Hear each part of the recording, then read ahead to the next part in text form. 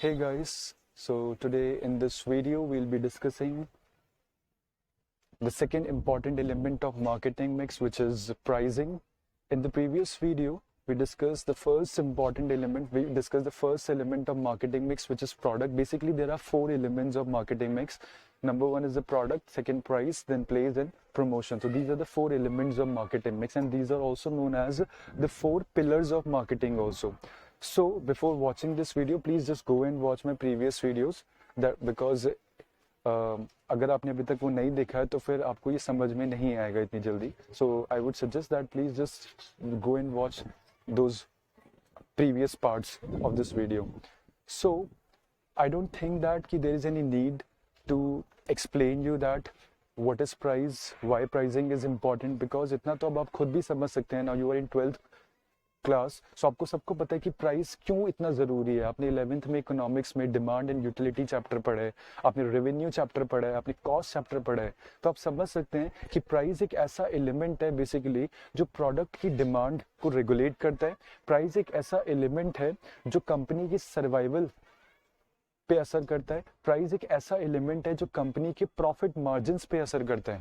Okay, so price basically है क्या? Price एक basically price is what it is the price that it is the amount that we pay for that product to buy that product. एक product को खरीदने के लिए जो amount हम पे करते हैं दैट इज द प्राइस. और अगर हम सिंपल टर्म्स में समझे तो price is the monetary value of the product. Okay, so price एक वो वैल्यू है जो बेसिकली हमने रुपए के किसी भी एक करेंसी की टर्म्स में, जो मॉनेटरी टर्म्स में हम जो कीमत देते हैं प्रोडक्ट को, एक वैल्यू देते हैं, that is the price.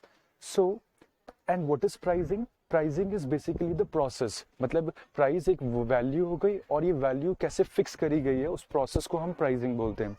And pricing, it is believe that कि pricing is the regulator of demand. मतलब अगर प्रोडक्ट का प्राइस इंक्रीज हो गया तो डिमांड डिक्रीज हो जाएगी, प्रोडक्ट का प्राइस डिक्रीज कर दिया तो डिमांड बढ़ जाएगी. सो इसीलिए प्राइस एक ऐसा एलिमेंट है जो डिमांड को भी रेगुलेट करता है, कंट्रोल करता है. ऑल्सो प्राइस एक ऐसा एलिमेंट भी है जो कंपनी की सर्वाइवल और उसके प्रॉफिट मार्जिन पे असर करता है. तो इसीलिए हमें ऐसा प्राइस रखना है जिससे हमारी डिमांड पे भी असर ना पड़े, हमारी डिमांड भी डिक्रीज ना हो, हम सर्वाइव भी कर जाए मार्केट में और हमें प्रॉफिट भी मिल जाए. Okay, and what is pricing mix? कि देखिए, जिसने प्रीवियस वीडियो अगर मेरी देखी है, पिछली वीडियो में आपको बताया था कि एक होता है प्रोडक्ट और दूसरा होता है product mix. Product is basically the bundle of utility that you offer to the market consumers, to the market for satisfying want and needs and wants. Likewise, product mix क्या है? Basically, product mix include those decisions that constitutes a complete product. Okay, वो decisions जो एक product को बनाते हैं, जो decisions आपके प्रोडक्ट को इफेक्ट करते हैं, जिनको लेकर पूरा प्रोडक्ट बनता है, that is branding, packaging and labelling. जब हम प्रोडक्ट बनाते हैं तो हमें उसकी ब्रांडिंग करनी होती है, उसकी पैकेजिंग, उसकी लेबलिंग, उसके फीचर्स, उसकी क्वालिटी, उसके डिजाइन, इन सब चीज़ों पर ध्यान रखना पड़ता है. इसी को हम प्रोडक्ट मिक्स बोलते हैं. उसी तरह प्राइस और प्राइस मिक्स भी दो अलग एलिमेंट्स हैं. Price is basically the monetary value and price mix refers to those factors which affect your pricing decision. वो कौन कौन से फैक्टर्स हैं? वो फैक्टर्स जो आपके इस डिसीजन को कि मैं कितना प्राइस चार्ज करूँ, इस डिसीजन को असर्ट करते हैं, इफेक्ट करते हैं, उसको हम प्राइस मिक्स बोलते हैं. Then what are those factors? अब मैंने जो फैक्टर्स की बात करी वो है कौन से फैक्टर्स जो आपको प्राइस कितना रखना है ये डिसाइड करने में हेल्प करते हैं या अफेक्ट करते हैं आपके डिसीजन को. Number one is the cost of production, that is the लागत जो आप लगाते हैं बेसिकली प्रोडक्ट को बनाने के लिए. तो ऑब्वियसली आप चाहते हैं कि जो आपकी लागत है वो निकल जाए. Number two is the utility and demand. मतलब एक प्रोडक्ट से कितना सेटिस्फेक्शन मिल रहा है, उस प्रोडक्ट की डिमांड कितनी है मार्केट में. Extent of competition in the market, मतलब आपके कॉम्पिटिटर्स कितना प्राइस चार्ज करते हैं. Government and legal regulation, obviously government भी कंट्रोल करती है प्राइसेस को टैक्सेस के थ्रू. अगर वो नेसेसरी आइटम है तो वो उसको कंट्रोल करेंगे. Okay, then pricing objective. Price के पीछे भी एक ऑब्जेक्टिव होता है. एक बिजनेसमैन कुछ ऑब्जेक्टिव ध्यान में रखता है कि वो मार्केट में क्या हासिल करना चाहता है, वो क्या लीडरशिप लाना चाहता है और किस तरीके की लीडरशिप लाना चाहता है, उसका ऑब्जेक्टिव क्या है. उस ऑब्जेक्टिव को ध्यान में रखकर वो प्राइस फिक्स करता है. देन मार्केटिंग मेथड यूज, मतलब कि उसने क्या टेक्निक यूज करी है प्रोडक्ट को बेचने के लिए, डिस्ट्रीब्यूट करने के लिए, कि आप एडवर्टीजमेंट करते हैं, सेल्स प्रमोशन करते हैं, आप आप सेल्समैन अपॉइंट करते हैं, या फिर आपने कौन सा चैनल यूज़ करा है, किस तरीके से आप प्रोडक्ट को डिस्ट्रीब्यूट करते हैं, तो ये आपकी मार्केटिंग एफर्ट्स है, तो आप ये भी निकालना चाहते हैं अपने प्राइस में। So number one factor is the cost of production. Cost of production मतलब क्या होता है? Cost is the amount that the producer incur for making that product. Goods and services को बनाने के लिए जो एक प्रोड्यूसर पैसा खर्च करता है उसे हम कॉस्ट बोलते हैं। तो ऑब्वियसली एक प्रोडक्ट प्रोड्यूसर ये चाहेगा कि वो अपनी ये लागत उस प्राइस में से निकाले। तो सबसे पहला ऑब्जेक्टिव क्या होना चाहिए मेरा? अपनी लागत निकालना। मैं प्राइस इतना रखूं कि कम से कम मेरी लागत तो निकल ही जाए, जो मेरी कॉस्ट है वो निकल जाए। Like the ideal price of a product should cover cost of the production and includes a reasonable margin of profit। मतलब एक आइडल प्राइस, एक सही प्राइस वही है जिसमें आप अपनी लागत निकाल सकें और आपको सफिशिएंट प्रॉफिट भी हो जाए, उसे हम एक आइडल प्राइस बोलते हैं। हर एक बिजनेस मैन की एफर्ट्स होते हैं कि वो सारी की सारी अपनी कॉस्ट निकाल सके, क्योंकि अगर वो कॉस्ट नहीं निकालेंगे तो वो सर्वाइव नहीं कर सकते हैं मार्केट में। सो बेसिकली हम बोल सकते हैं कि कॉस्ट, एक बिजनेसमैन 3 तरीके की कॉस्ट इंकर करता है जो उसको निकालनी है। एक होता है फिक्स कॉस्ट, दूसरा होता है variable cost, and number 3 is a semi variable cost. आपने लास्ट ईयर इकोनॉमिक्स में, माइक्रो इकोनॉमिक्स में भी पढ़ा है fix cost and variable cost क्या होता है। फिक्स कॉस्ट मतलब the cost which do not varies with the level of production which remain fix during the short run. जो शॉर्ट रन में, शॉर्ट टाइम में चेंज नहीं होती है उसे हम फिक्स कॉस्ट बोलते हैं। जैसे depreciation, okay, like permanent staff की जो सैलरी है, okay, and then rent, these are the fixed expenses, these are the fixed costs। तो आप ये भी निकालेंगे। Number 2 is a variable cost, वो the cost which varies with the level of production, जो कॉस्ट आपकी प्रोडक्शन के साथ साथ इंक्रीज होती है।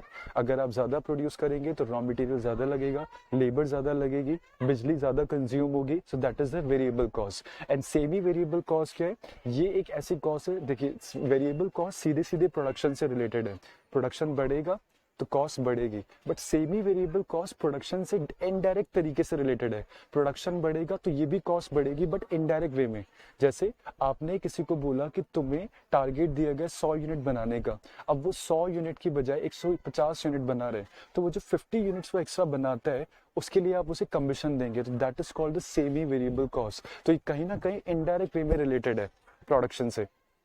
Next, second is the utility and demand. Utility means the want satisfying power of a commodity। जब हम एक प्रोडक्ट खरीदते हैं तो उससे हमें जो सेटिस्फेक्शन मिलता है उसे यूटिलिटी बोलेंगे। एंड डिमांड मतलब desire to buy a particular commodity at a particular price and at a particular point of time। एक प्रोडक्ट को खरीद के जो सेटिस्फेक्शन मिलता है वो यूटिलिटी है, और उस प्रोडक्ट को खरीदने की जो इच्छा है उस प्राइस पर मैं खरीदना चाहता हूँ उसे हम डिमांड बोलते हैं। तो आपने इकोनॉमिक्स में पढ़ा है लास्ट ईयर कि अगर एक प्रोडक्ट में सेटिस्फेक्शन ज्यादा है और सेक्रीफाइस कम है, मतलब if MUX is greater than PX, satisfaction ज्यादा है, सेक्रीफाइस कम करे, तो कंज्यूमर क्या करेगा? ज्यादा खरीदेगा, क्योंकि सेटिस्फेक्शन ज्यादा मिल रहा है। तो जब सेटिस्फेक्शन ज्यादा है प्रोडक्ट में तो आप प्राइस भी ज्यादा चार्ज कर सकते हैं। But if MUX is less than PX, satisfaction is less but sacrifice is more, वो प्राइस ज्यादा पे कर रहा है बट सेक्रीफाइस नहीं मिल रहा उसे, तो इन दैट केस आपको प्राइस कम करना पड़ेगा। लाइकवाइज अगर हम यूटिलिटी की बात करें तो यूटिलिटी भी डिमांड की बात करें तो demand can be classified as elastic and inelastic. Elastic demand मतलब होता है कि जहां पे प्रोडक्ट कि where the percentage change in demand is more than the percentage change in price। आपने प्राइस 10% से बढ़ाया और डिमांड 30% या 50% से गिर गई, उसे बोलेंगे इलास्टिक डिमांड।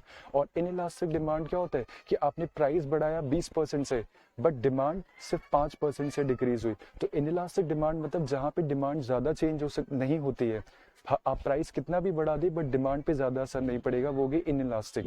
और इलास्टिक डिमांड मतलब जहां पे आप प्राइस थोड़ा भी बढ़ाएंगे तो डिमांड पे बहुत ज्यादा असर पड़ेगा।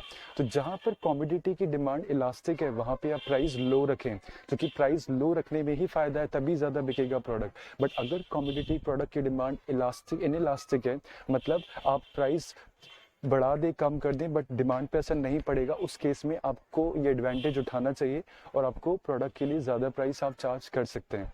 Then extent of competition in the market. अब कंपटीशन मतलब आपके जो कॉम्पिटिटर्स हैं, जैसे लाइक कोलगेट जो है उसके कॉम्पिटिटर्स क्या हैं? Patanjali, Pepsodent, Babool, okay, Cibaca and then Patanjali, तो ये उसके क्या है? डाबर, ये उसके कॉम्पिटिटर्स हैं। सो जब कोलगेट अपना प्राइस रखेगा या क्लोजअप अपना प्राइस फिक्स करेगा तो वो अपने कॉम्पिटिटर्स के प्राइसेस को भी देखेंगे कि हमारे कॉम्पिटिटर्स क्या चार्ज कर रहे हैं। सपोज एक तरफ डिटॉल सैनिटाइजर है तो दूसरी तरफ लाइफ बॉय सैनिटाइजर है, वो दोनों एक दूसरे के कॉम्पिटिटर्स हैं, तो दोनों को प्राइस कर डिसाइड करते वक्त एक दूसरे की प्राइसिंग पॉलिसी को ध्यान में रखना है।